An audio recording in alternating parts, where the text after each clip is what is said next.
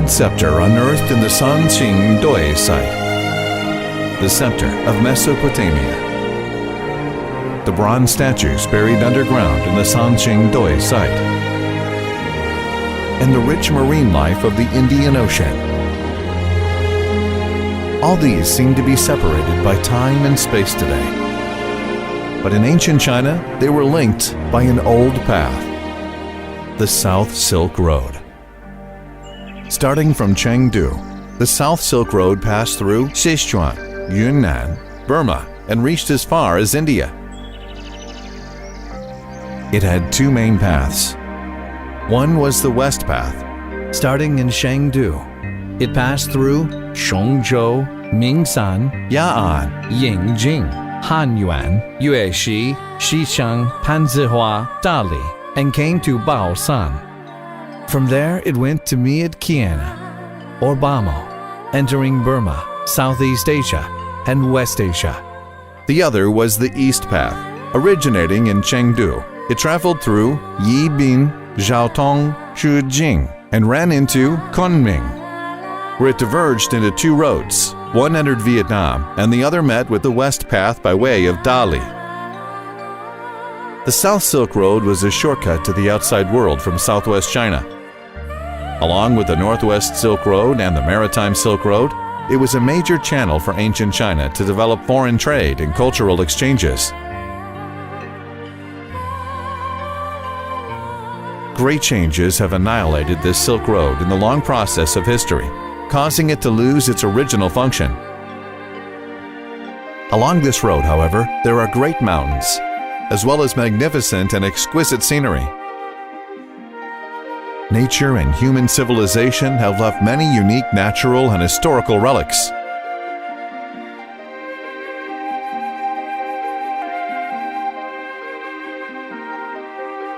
Chengdu is the place where the South Silk Road originated, as well as the cargo source for the Northwest Silk Road, thus getting its other name, Jingguan Chang. Jingguan is tapestry officials, referred to those who administered the tapestry industry in ancient China. Sichuan tapestry, an old textile made of cocoon fibers, came into being thousands of years ago. Even today, it is still full of charm. The bronze statue unearthed in the Sanqing Doi site near Chengdu wears a left lapel jacket with an exquisite dragon design, full of silk draping. Over the past 1,000 years, Sichuan tapestry has changed. It is no longer a rare textile, but has become a work of craftsmanship instead. Cobwebs of highways, crisscrossing railways lines. It has the fourth largest air harbor in China, delicious food, and various kinds of hotels. Leave no trace of the hardships associated with the journey in those days. Nowadays, the South Silk Road again starts here, extending to somewhere in the distance.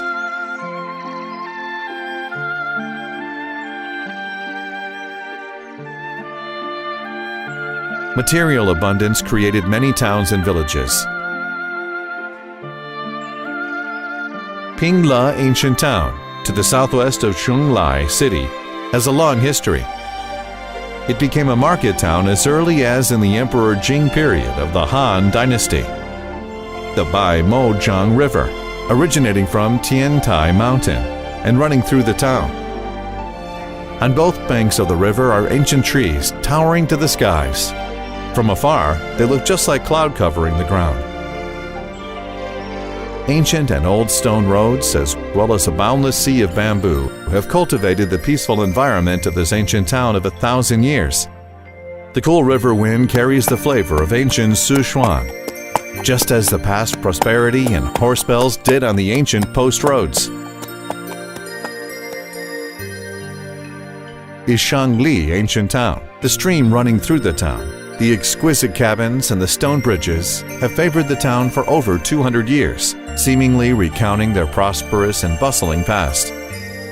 Ya'an, the portal and gate of the ancient South Silk Road, is located on the western margin of Sichuan Basin. It is only 120 kilometers away from Chengdu. State Highway 318 and the G5 Expressway now go through this city. It takes only 1 hour to reach Emei Mountain along the G93 Expressway. Ya'an is a city of landscape and a city with a tea fragrance.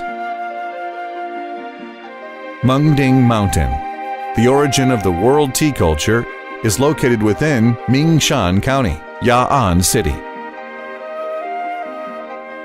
The Yangtze River water, the sweetest in China, the Mengding tea, first class in the world.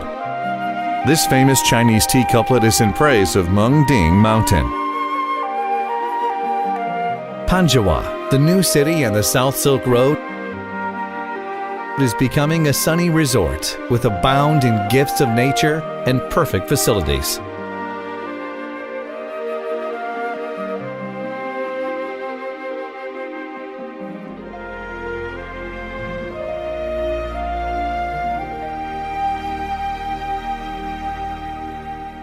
The South Silk Road runs zigzag at the foot of NEWWAYTRAVEL Mountain. When you stand on the newly discovered biggest viewing platform in China, you will find that all the scenery you have seen in the past is cast into the shade in a moment.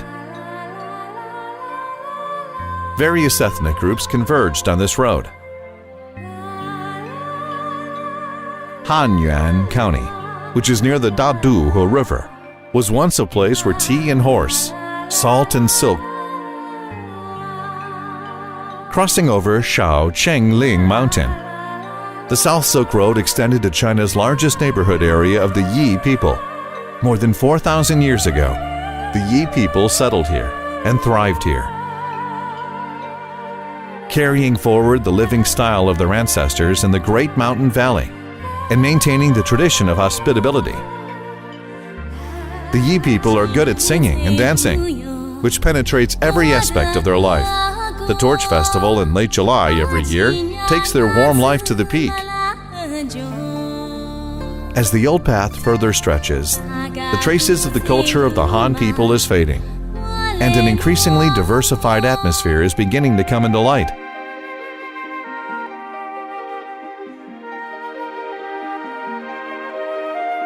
Passing through the ancient town of Honglongxi and crossing over the Le-san, which is famous for the giant Buddha, we arrive in Yibin, an important town along the east path of the South Silk Road.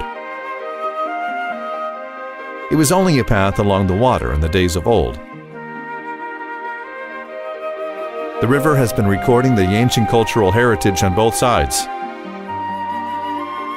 and cultivating the grand and boundless sea of bamboo in the south of Sichuan. The ancient towns are still towering along the river. The special natural environment and climate have shaped graceful and charming landforms, in which Boer people's eternal history and culture are kept as an enigma. Meanwhile, the ancient relics have been telling their own stories vividly for thousands of years. The rich and populous Chengdu Plain provided material basis for material and cultural exchanges. Silk and tea have been transported to the Western world through both the South and the North Silk Road. However, the South Silk Road, originating from Chengdu, has already disappeared into history. The winding paths and mountains and the river valleys have already been transformed into the G5 Expressway. The noise of horse bells has faded away, and the new scenery will beckon us to explore the mysteriously hidden stories of the ancient past.